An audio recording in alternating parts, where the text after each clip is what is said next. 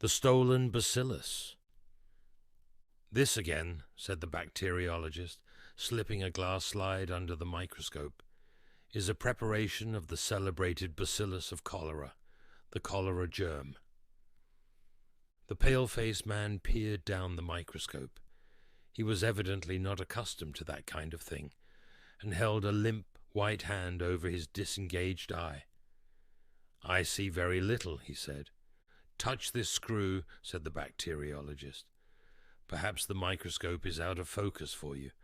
Eyes vary so much, just the fraction of a turn this way or that." "Ah, now I see," said the visitor. "Not so very much to see after all. Little streaks and shreds of pink. And yet those little particles, those mere atomies, might multiply and devastate a city. Wonderful." He stood up, and releasing the glass slip from the microscope, held it in his hand towards the window. "Scarcely visible," he said, scrutinizing the preparation. He hesitated. "Are these alive? Are they dangerous now?" "Those have been stained and killed," said the bacteriologist.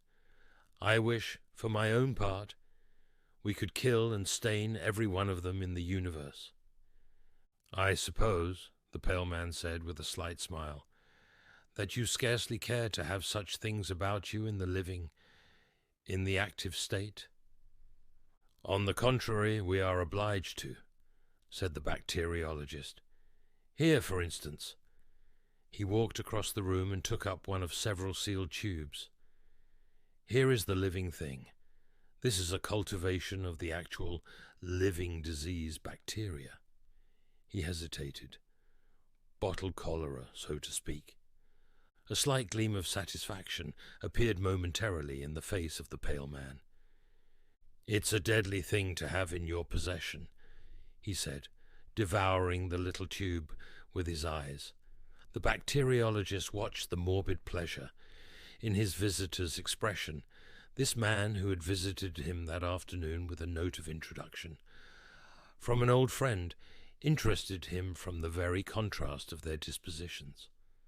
The lank black hair and deep grey eyes, the haggard expression and nervous manner, the fitful yet keen interest of his visitor were a novel change from the phlegmatic deliberations of the ordinary scientific worker with whom the bacteriologist chiefly associated. It was perhaps natural, with a hearer evidently so impressionable to the lethal nature of his topic, to take the most effective aspect of the matter. He held the tube in his hand thoughtfully. "Yes, here is the pestilence imprisoned. Only break such a little tube as this into a supply of drinking water. Say to these minute particles of life that one must needs stain and examine with the highest powers of the microscope even to see, and that one can neither smell nor taste. Say to them, 'Go forth, increase and multiply, and replenish the cisterns,' and death, mysterious, untraceable death, death swift and terrible, death full of pain and indignity, would be released upon this city, and go hither and thither seeking his victims. Here he would take the husband from the wife, here the child from its mother, here the statesman from his duty, and here the toiler from his trouble. He would follow the water mains, creeping along streets, picking out and punishing a house here and a house there where they did not boil their drinking water, creeping into the wells of the mineral water makers, getting washed into salad and lying dormant in ices. He would wait ready to be drunk in the horse troughs and by unwary children in the public fountains. He would soak into the soil to reappear in springs and wells at 1,000 unexpected places. Once start him at the water supply, and before we could ring him in and catch him again, he would have decimated the metropolis." He stopped abruptly. He had been told rhetoric was his weakness. "But he is quite safe here, you know, quite safe." The pale-faced man nodded. His eyes shone. He cleared his throat. "These anarchist rascals," said he, "are fools, blind fools. To use bombs when this kind of thing is attainable? I think a gentle rap, a mere light touch of the fingernails was heard. At the door, the bacteriologist opened it. "Just a minute, dear," whispered his wife. When he re-entered the laboratory, his visitor was looking at his watch. "I had no idea I had wasted an hour of your time," he said. 12 minutes to 4. I ought to have left here by 3:30. But your things were really too interesting. No, positively, I cannot stop a moment longer. I have an engagement at 4. He passed out of the room reiterating his thanks, and the bacteriologist accompanied him to the door, and then returned thoughtfully along the passage to his laboratory. He was musing on the ethnology of his visitor. Certainly the man was not a Teutonic type, nor a common Latin one. "A morbid product, anyhow, I am afraid," said the bacteriologist to himself. How he gloated on those cultivations of disease germs! A disturbing thought struck him. He turned to the bench by the vapour bath, and then very quickly to his writing table. Then he felt hastily in his pockets, and then rushed to the door. "I may have put it down on the hall table," he said. "Minnie!" he shouted hoarsely in the hall. "Yes, dear," came a remote voice. "Had I anything in my hand when I spoke to you, dear, just now?" Pause. "Nothing, dear, because I remember—" "Blue ruin!" cried the bacteriologist, and incontinently ran to the front door and down the steps of his house to the street. Minnie, hearing the door slam violently, ran in alarm to the window. Down the street a slender man was getting into a cab. The bacteriologist, hatless and in his carpet slippers, was running and gesticulating wildly towards this group. One slipper came off, but he did not wait for it. "He has gone mad," said Minnie. "It's that horrid science of his," and opening the window would have called after him. The slender man, suddenly glancing round, seemed struck with the same idea of mental disorder. He pointed hastily to the bacteriologist, said something to the cabman. The apron of the cab slammed, the whip swished, the horse's feet clattered, and in a moment cab and bacteriologist, hotly in pursuit, had receded up the vista of the roadway and disappeared round the corner. Minnie remained straining out of the window for a minute. Then she drew her head back into the room again. She was dumbfounded. Of course he is eccentric, she meditated. But running about London, in the height of the season too, in his socks. A happy thought struck her. She hastily put her bonnet on, seized his shoes, went into the hall, took down his hat and light overcoat from the pegs, emerged upon the doorstep and hailed a cab that opportunely crawled by. "Drive me up the road and round Havelock Crescent, and see if we can find a gentleman running about in a velveteen coat, and no hat." "Velveteen coat, ma'am, and no hat. Very good, ma'am." And the cabman whipped up at once in the most matter-of-fact way, as if he drove to this address every day in his life. Some few minutes later the little group of cabmen and loafers that collects round the cabmen's shelter at Haverstock Hill was startled by the passing of a cab with a ginger-coloured screw of a horse, driven furiously. They were silent as it went by, and then, as it receded, "That's Harry Hicks. What's he got?" said the stout gentleman known as Old Tootles. "He's a-using his whip, he is, to rights," said the ostler boy. "Hullo," said poor old Tommy Biles. "Here's another bloomin' lunatic. Blowed if there ain't." "It's old George," said Old Tootles, "and he's driving a lunatic, as you say. Ain't he a-clawing out of the keb? Wonder if he's after Harry Hicks." The group round the cabmen's shelter became animated. Chorus: "Go it, George. It's a race. You'll catch 'em. Whip up." "She's a goer, she is," said the ostler boy. "Strike me giddy," cried Old Tootles. Here, I'm a-going to begin in a minute. Here's another comin'. If all the kebs in Hampstead ain't gone mad this morning." "It's a field mail this time," said the ostler boy. "She's a-following him," said old Tootles. "Usually the other way about. What's she got in her hand?" "Looks like What a bloomin' lark it is. 3-1 on old George," said the ostler boy. "Next!"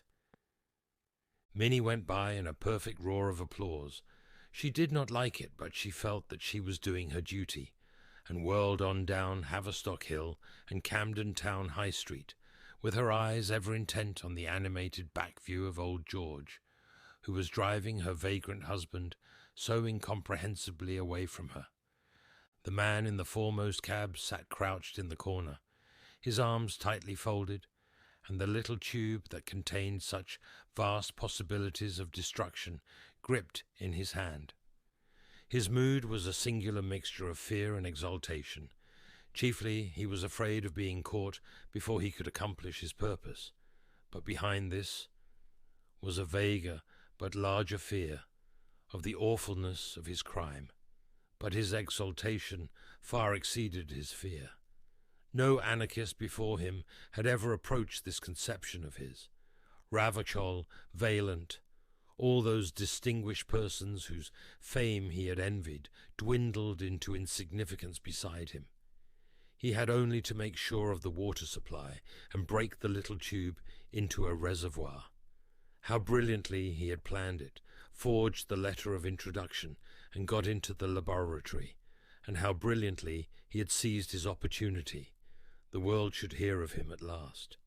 All those people who had sneered at him, neglected him, preferred other people to him, found his company undesirable, should consider him at last.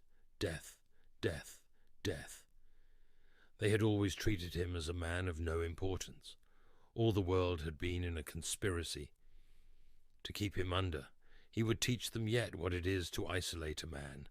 What was this familiar street? Great St. Andrew's Street, of course. How fared the chase? He craned out of the cab. The bacteriologist was scarcely 50 yards behind.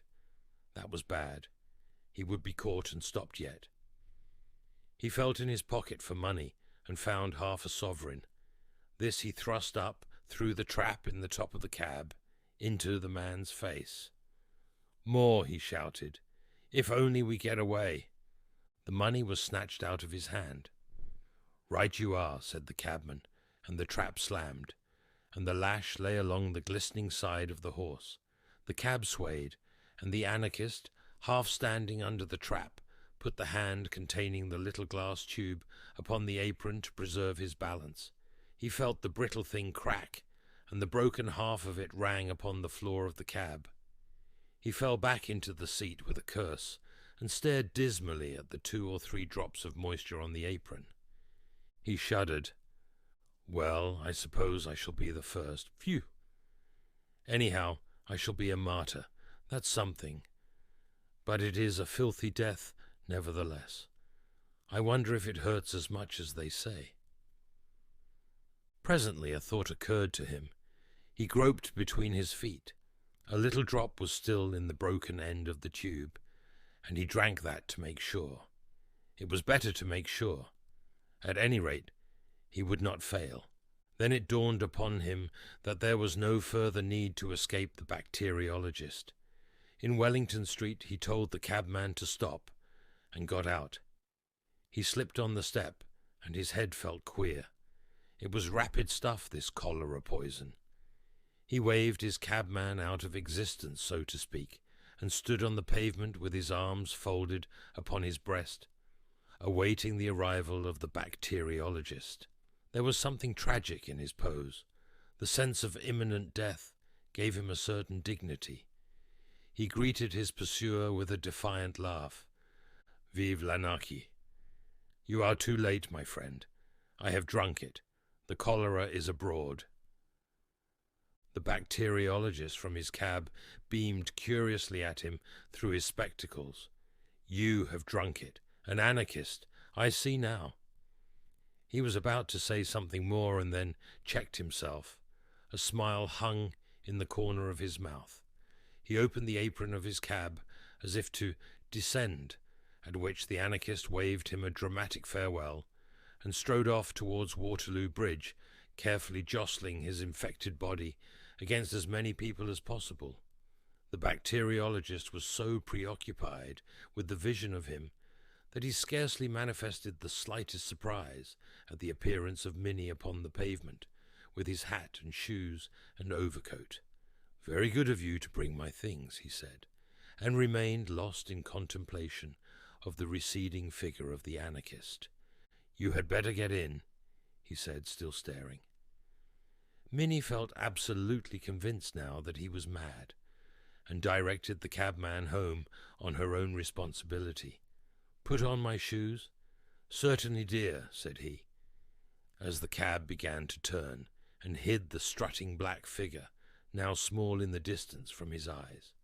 Then suddenly something grotesque struck him, and he laughed. Then he remarked, "It is really very serious, though. You see, that man came to my house to see me, and he is an anarchist. No, don't faint, or I cannot possibly tell you the rest. And I wanted to astonish him, not knowing he was an anarchist, and took up a cultivation of that new species of bacterium I was telling you of, that infest and I think cause the blue patches upon various monkeys, and like a fool I said it was Asiatic cholera. And he ran away with it, to poison the water of London, and he certainly might have made things look blue for this civilized city. And now he has swallowed it. Of course I cannot say what will happen, but you know it turned that kitten blue, and the 3 puppies, in patches, and the sparrow, bright blue. But the bother is, I shall have all the trouble and expense of preparing some more. Put on my coat on this hot day. Why? Because we might meet Mrs. Jabber. My dear, Mrs. Jabber is not a draught, but why should I wear a coat on a hot day? Because of Mrs. Oh, very well.